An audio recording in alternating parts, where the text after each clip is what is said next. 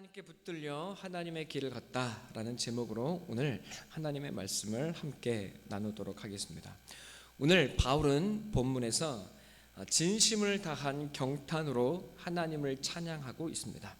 그의 부요함, 하나님의 부요함과 지혜와 지식은 우리 인간이 도무지 측정할 수 없다고 바울은 오늘 노래하고 있습니다. 깊도다 하나님의 지혜와 지식의 풍성함이여 라고 개역 한글 성경은 번역하고 있지만 원문은 사실 깊도다 하나님의 부요함과 지식과 지혜요 라고 이야기하고 있습니다. 하나님은 이토록 부요하며 지혜와 지식이 우리 인간이 판단하거나 깨달을 수 없을 정도로 깊은데 왜 하나님을 믿는 우리의 삶은 이토록 가난하며 나의 지식은 말할 수 없이 짧고 우리의 인생은 왜 이렇게 미련하게 우리는 인생을 허비하고 있는가? 여러분, 우리는 질문하고 또 하나님과 씨름합니다. 하나님은 왜 우리를 이 인생의 고통에 내버려 두시는가? 바울이 노래하는 이 깊은 하나님의 부요와 지혜와 지식이 있음에도 불구하고 하나님을 믿는 우리의 삶에는 왜 이토록 고난이 가득한가? 왜 하나님은 우리의 고통을 당신의 지혜로 막아주시지 아니하는가? 여러분, 이것이 우리의 고민이고 또 하나님을 향한 우리의 씨름입니다. 그래서 이 말씀은 이 땅의 괴로운 현실을 사는 성도들을 사실 더 힘들게 합니다. 이 말씀이 하나님을 믿는 우리에게 현실적으로 다가오지 않기 때문에 그렇습니다. 여러분, 우리는 그래서 내가 잘 몰라서 혹은 믿음이 없어서 바울처럼 그런 하나님의 부요함과 지혜와 지식의 깊이를 누리지 못하는가 보다 라고 생각하며 이렇게 손쉬운 자책으로 이 말씀을 쉽게 넘어가고는 합니다. 그러나 우리는 이런 손쉬운 자책으로 이 하나님의 말씀을 외면하거나 쉽게 넘겨서는 안 됩니다. 왜냐하면 우리는 모두 이 하나님의 깊은 부요함과 지혜와 지식에 붙들려져서 하나님께 끌려가는 인생을 살고 있기 때문에 그렇습니다. 우리가 이 말씀을 외면할 수 없습니다. 내가 믿음이 없어서 그런가 보다 쉽게 넘길 수 없습니다. 사실상 우리 모두는 이 깊은 하나님의 부요함과 지혜와 지식에 붙들려져서 인생을 살아가고 있습니다. 여러분, 우리는 이제까지 몇 달에 걸쳐서 우리가 이렇게 깊은 하나님께 붙들려져 살고 있음을 하나님의 말씀으로 확인하였습니다. 유다의 고난과 실패가 가족의 구원과 화해의 역사가 되리라고는 그는 생각하지 못했습니다. 그러나 유다의 눈물과 아픔이 있었기에 가족은 하나가 될 수 있었고 또 하나님은 그를 예수 그리스도의 모태가 핏줄이 되게 하셨습니다. 요셉이 형들에게 받은 살해와 버려짐의 고통이 이스라엘과 온 세상을 구원하시는 하나님의 역사가 되었습니다. 그의 형제들은 자신들의 폭력과 죄악을 구원으로 바꾸어내시는 하나님의 역사를 경험합니다.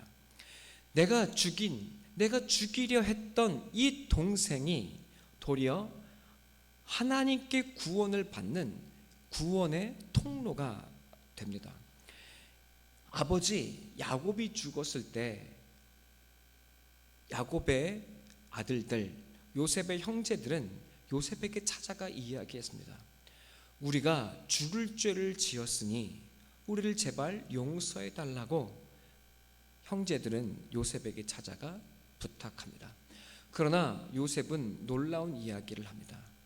나는 당신들을 죽이지 않습니다. 하나님이 나를 이곳에 보내셨습니다. 하나님께서 당신들의 폭력을 하나님의 구원의 역사로 바꾸어 내셨습니다. 하나님이 나를 이곳에 보내시고 준비하시고 나를 세우셨으니 내가 어찌 당신들을 죽일 수 있습니까? 내가 당신들과 당신들의 아내와 당신들의 자녀들 모두를 다 부양하겠습니다.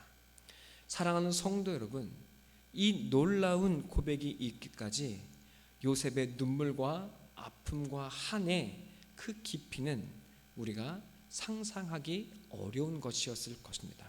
그러나 하나님은 그 모든 것을 하나님의 구원의 역사로 바꾸어 내십니다.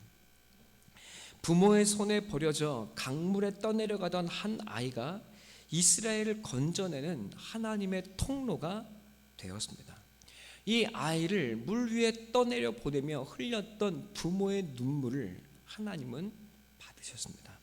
그의 형 아론은 입만 산 못난 사람인 것처럼 보여졌지만 그러나 하나님과 백성을 잇는 중보자로 부르심을 받고 그리고 아들들이 죽어가는 그 아픔에서도 자신의 자리를 지키며 끝끝내 인생을 하나님께 올려드리는 귀한 제사장으로 하나님께 쓰임을 받습니다. 자신의 이름을 고통이라 이름한 나오미는 하나님의 구원의 통로가 되고 그의 며느리 룻은 고난에도 하나님의 백성으로 부르심을 받아 사는 이방인의 영광의 이방인이 되어집니다. 아무것도 보이지 않는 내일을 향해 단지 어머니를 섬기기 위해 어머니의 하나님을 섬기기 위해 찾아온 그 이방인 룻을 하나님은 기쁘게 여기시고 하나님의 백성으로 삼으시며 놀라운 구원의 역사를 보여주십니다. 사람들은 그 룻을 보며 나오미를 보며 아마도 미쳤다고 이야기했을 것입니다. 바보라고 말했을 것입니다. 세상 물정을 모른다 이야기했을 것입니다. 그러나 하나님은 그들의 삶을 하늘의 지혜로 하늘의 부유함으로 채우셨습니다. 이방인의 피가 흘러서 늘 외톨이였던 보아스는 룻을 아내로 맞아 하나님의 구원의 표징이 되고 또 예수 그리스도의 표징이 되는 놀라운 사람이 되었습니다. 또한 그를 길러낸 이방인의 창녀였던 라합은 구원의 역사를 드러내는 터가 되었습니다. 늘 경계선에 선 삶을 살았던 라합은 그 아픔이 도리어 보아스를 가난한 이를 돌보는 눈을 갖게 하는 귀한 하나님의 사람이 되게 했습니다. 이들의 삶은 모두 뜻대로 되는 일이 없는 인생이었습니다. 이 세상에서는 별 볼 일 없는 인생인 것처럼 보였습니다. 이 세상에서는 이들의 삶이 꺾인 가지에 불과했습니다. 이 세상이 부러워하거나 이 세상에 자랑할 만한 것이 없는 인생이었습니다. 이들의 삶에는 눈물이 가득했고 또 아픔과 상처가 가득했습니다. 이들은 세상의 중심에 설 수 없는 힘없는 주변인이었습니다. 아무도 이들의 삶에 주목하는 이들이 없었습니다.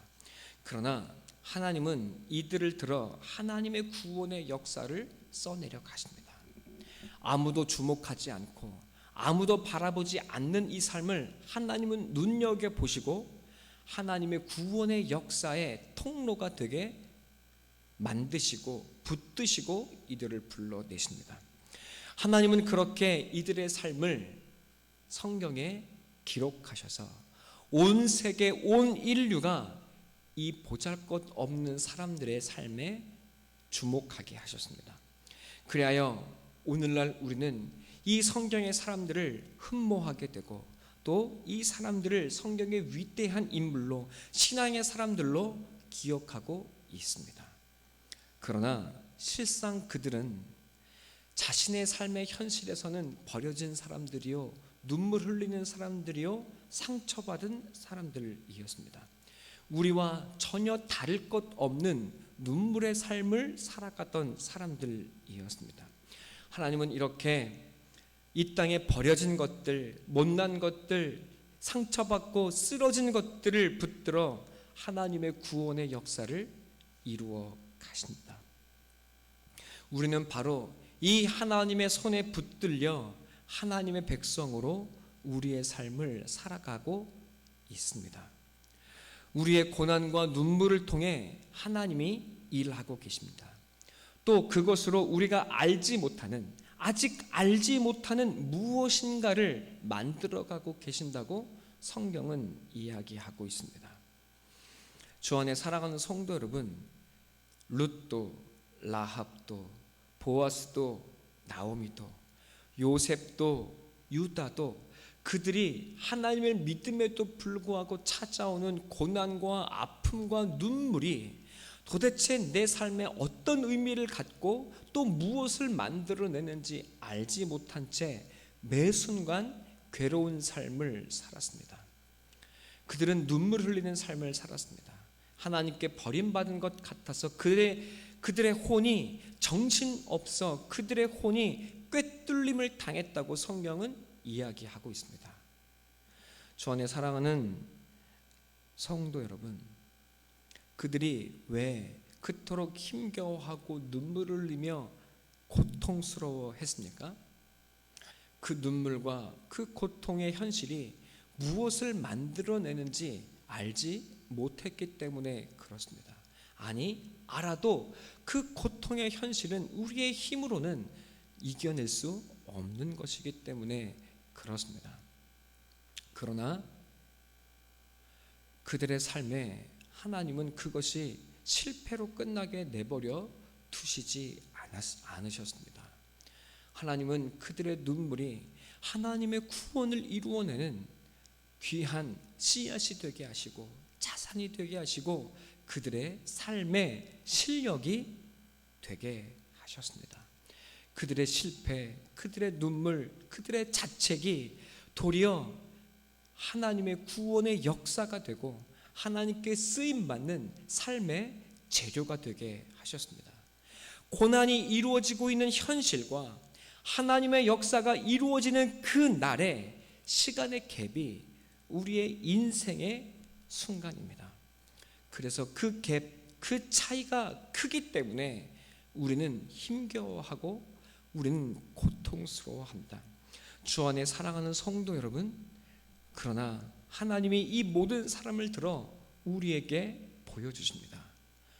성도에게, 하나님께 붙들린 성도, 하나님의 백성들에게 우리의 흘리는 눈물과 아픔과 상처는 그저 죽음과 실패로 끝나는 것이 아니라 하나님의 구원의 역사가 되는 놀라운 하나님의 은혜가 되게 하시겠다고 말씀하십니다. 여러분, 우리는 지금 눈물 흘리는 현실을 살아내고 있습니다. 그러나 그것은 더욱 하나님 앞에 귀하게 쓰임받고 놀라운 역사의 통로가 될 것입니다. 우리 함께 담대히 우리에게 주어진 이 길을 걸어가게 되기를 간절히 축원합니다. 우리는 이렇게 하나님의 손에 붙들려 살아간다는 것이 무엇인지 잘 모릅니다. 오늘 흘리는 우리의 고난과 눈물이 하나님의 날에 무엇을 만들어내는지 우리는 여전히 알지 못해 괴로워합니다. 로마서 11장에 나타난 엘리야의 모습 또한 마찬가지였습니다. 하나님의 음성을 듣고 하나님의 선지자로 살아가던 엘리야조차도 하나님의 지혜와 부요함과 지혜와 지식을 잘 모릅니다. 엘리야는 이야기했습니다. 하나님을 배신하고 하나님을 향한 신앙의 삶에 실패한 저 이스라엘 백성들을 하나님 죽이셔야 마땅한 것이 아닙니까? 하나님의 살아계신 기적을 보여주었음에도 불구하고 하나님을 따르지 않는 저 원수들을 하나님 죽이셔야 하지 않습니까? 하나님 아합과 이세벨이 저들을 유혹한 것이 아니라 저 완악한 이스라엘이 아합과 이스라엘을 불러들인 것이 아니고 무엇입니까? 저들을 죽여야, 저 반역하는 자들을 죽여야 마땅하지 않습니까?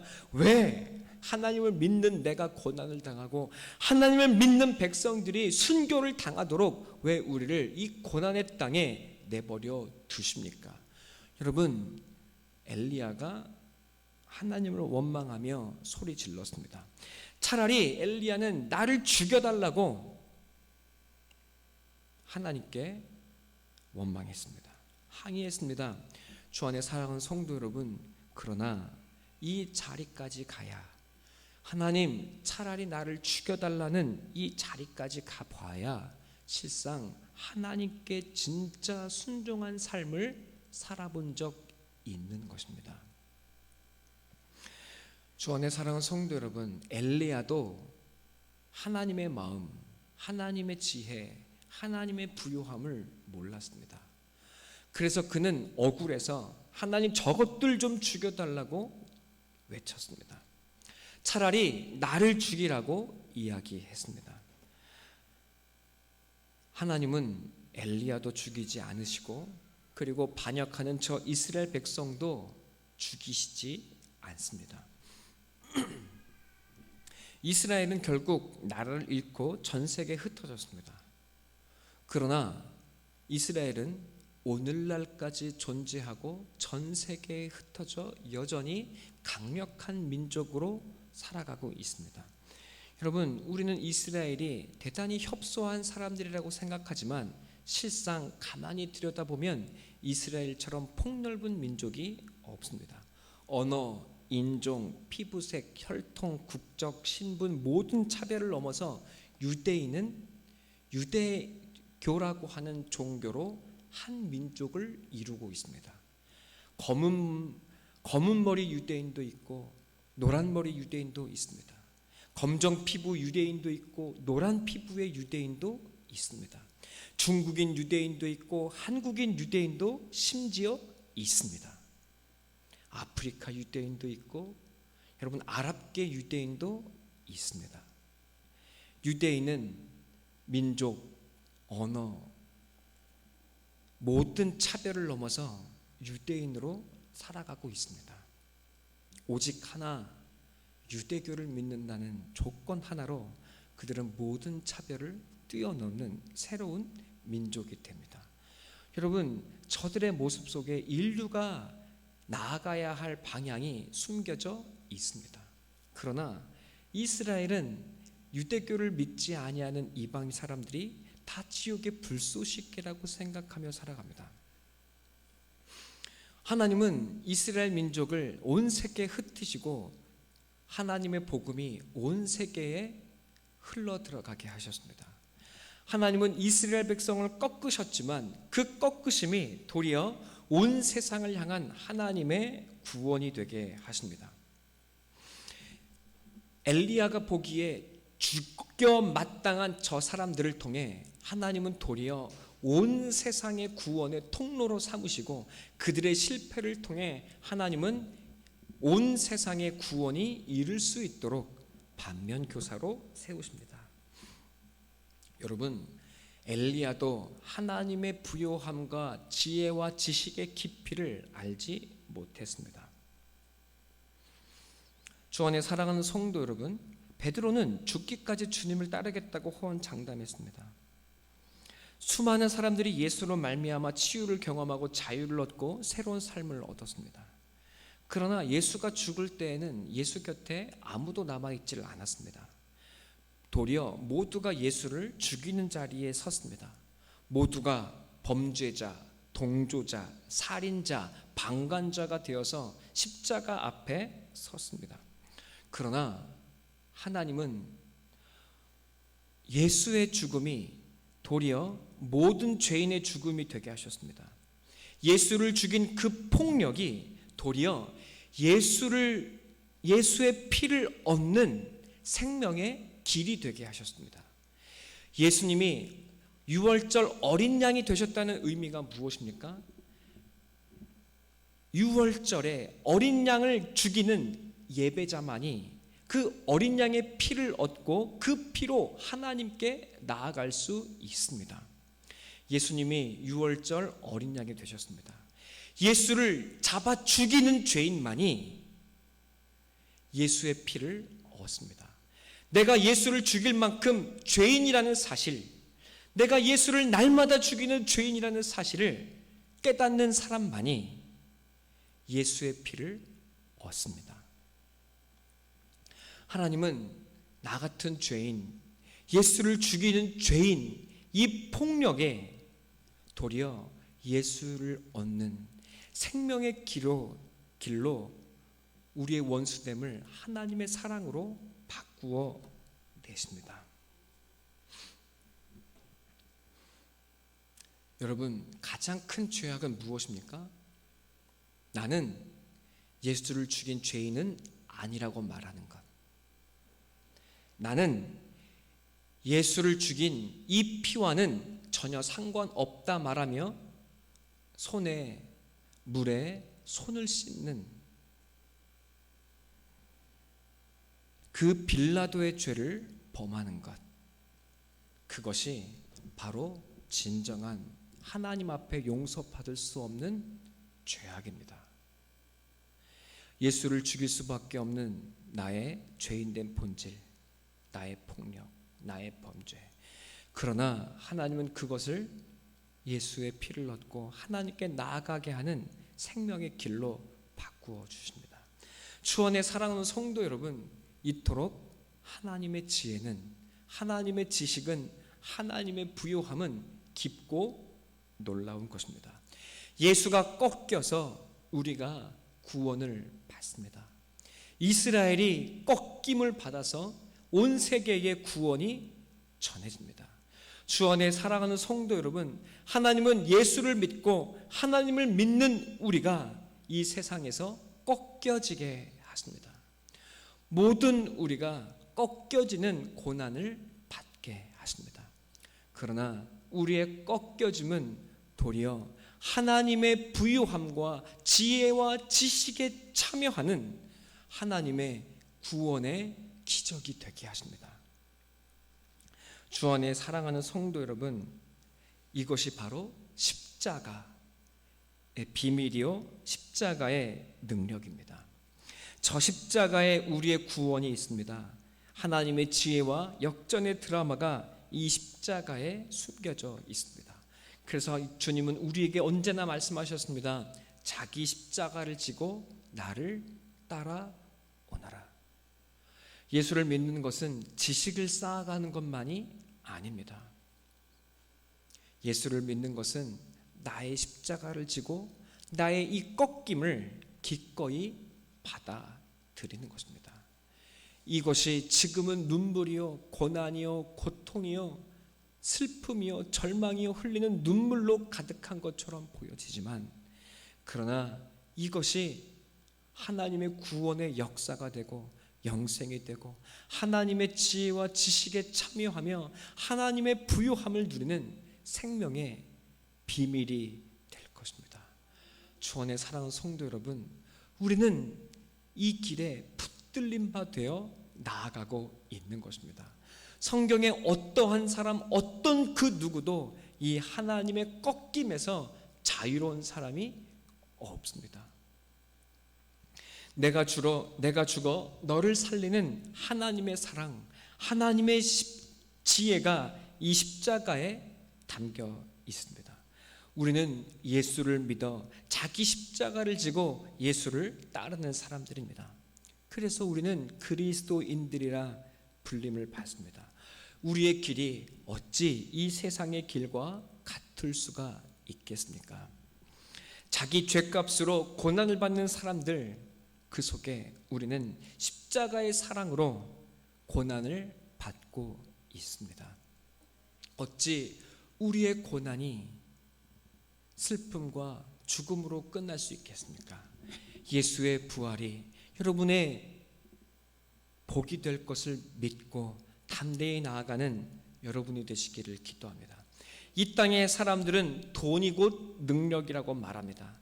빚도 자산이고, 그러니 빚으로 돈을 굴리고 너의 자산을 늘리라고 말합니다. 이 땅의 사람들은 은금을 얻기 위해 살아가고 은금을 얻어 은금으로 자기의 삶을 누리기 위해 살아갑니다. 이 땅의 사람들은 판벽한 집을 지으며 가옥에 가옥을 잇고 연토에 연토를 이어 자기 집을 늘리려는 목적 하나로 살아갑니다. 이 세상은 시험으로 줄 세우고 아파트 이름으로 줄 세우고 학벌로 줄을 세우며 무리짓습니다. 좋은 학교, 좋은 학벌, 좋은 학력과 학식을 갖추는 것이 가장 놀라운 지혜요 지식이라고 말합니다. 더 높은 지위, 더 높은 권력, 더 높은 성공을 이루는 것이 지혜라고 말합니다. 그 높은 지혜, 높은 지식으로 여러분 자기의 부귀와 영광은 세워가면서도 그러나 자기 곁에 있는 사람 하나 살리지 못하는 불쌍한 인생을 살아가는 것이 이 세상의 모습입니다. 내가 성공하면 남이 죽든 죽어나가든 상관없이 성공의 결과만 중요하는 사회를 우리는 살아가고 있습니다. 성공적인 꽤나 잘 나가는 삶을 사는 사람들은 결코 알 수 없는 지혜와 지식과 부요함이 있습니다. 하나님은 우리에게 말씀하십니다. 은금보다 하나님의 말씀을 구하라고 말씀하십니다. 그 말씀이 너희의 생명과 길과 진리가 될 것이라 말씀하십니다. 하나님의 말씀이 능력이라 이야기합니다. 사랑의 빛 외에는 지지 말라고 말씀하십니다. 말씀을 듣고 순종하는 것이 정금보다 귀하다고 말씀하십니다. 성도는 하나님의 진 문지기로 사는 것이, 하나님 안에 사는 것이 행복이라고 말합니다. 궁궐에 사는 것보다 예수 그리스도 안에 사랑의 가족을 이루는 것이 진정한 기쁨이요 감사라고 말합니다. 이 세상의 보기에 성도에게는 자랑할 만한 것, 부러워할 만한 것이 주어지질 않습니다. 하나님은 도리어 우리를 이 땅에서 꺾으시고 고난으로 인도하시는 것 같습니다. 하나님은 결코 당신의 백성들이 이 땅에 만족하며 이 땅을 붙들어 영원히 살도록 우리를 내버려 두시지 않습니다. 우리에게 눈물을 허락하고 고통을 허락하고 하나님을 붙들어 사는 인생이 되게 하십니다. 마침내 우리가 하나님께 붙들려 살아가고 있음을 깨닫고 경험하게 하십니다. 하나님께 붙들려 우리가 살아가고 있는 이 십자가의 삶이 하나님의 부요함과 하나님의 지혜와 하나님의 지식을 얻고 누리고 깨달아가는 삶이 될 것을 경험하게 하십니다. 나는 돈이 없고 나는 지식이 없고 지혜가 없지만 우직하게 바보처럼 예수 하나 믿고 따라가는 우리의 삶 속에 도리어 세상이 알지 못하는 하나님의 부요함을 얻고 하나님의 지식과 지혜를 얻고 누리는 삶을 살게 합니다. 내게는 은금이 없고 내게는 아파트가 없고 내게는 빚이 없지만 그러나 나의 이 연약한 삶으로 사랑하는 가족을 살리고 하나님의 구원에 이르게 하고 죽어가는 사람을 하나님께로 인도하는 하나님의 참된 백성의 삶을 살아가게 하십니다. 이 세상은 행복의 조건을 찾습니다. 이것이 있어야 행복하고 저것이 있어야 행복하고 이 정도 해야만 행복하고 감사가 있을 것이라고 생각하고 살아갑니다. 그러나 하나님은 우리에게 조건 없는 행복, 스스로 십자가를 지는 삶으로 말미암아 진정 행복을 만들어가는 삶으로 우리를 부르시고 살아가게 하십니다. 오늘 우리는 말씀으로 믿음으로 눈물의 씨앗을 심습니다. 그러나 하나님의 때에 기쁨의 단을 거두리라는 약속을 믿습니다. 성경에 나와 있는 이 놀라운 사람들의 눈물겨운 삶이 하나님의 역사가 된 것처럼 오늘 흘리는 나의 눈물, 이 고난의 삶이 하나님의 역사가 될 것이라 하나님 우리에게 약속하십니다. 바울은 그래서 오직 예수 그리스도만이 나의 지혜, 거룩, 의와 구원과 지혜가 되신다고 고린도 전서 1장 30절에 이야기합니다. 주 안에 사랑하는 성도 여러분, 세상은 십자가 없는 행복의 조건을 찾지만 우리는 십자가를 지는 성도의 삶에서 조건이 아닌 말씀으로 행복을 이루어내는 귀한 삶을 살아가고 있습니다. 바울은 이 말합니다. 나는 비천에 처할 줄도 알고 풍부에 처할 줄도 알고 모든 일 곧 배부름과 배고픔과 풍부와 궁핍에도 처할 줄 아는 일체의 비결을 배우노라. 그러나 나는 내게 능력 주신 자 안에서 내가 모든 것을 할 수 있다.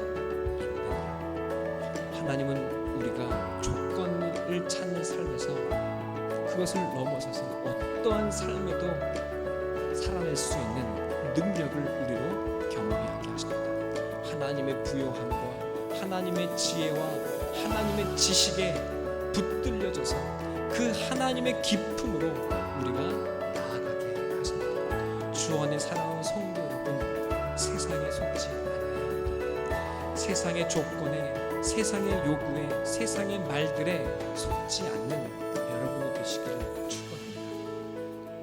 주 안에 사랑하는 성도 여러분, 그날에 우리는, 그리고 여러분은 하나님의 백성으로 정금같이 빚어져 하나님 앞에 나아가게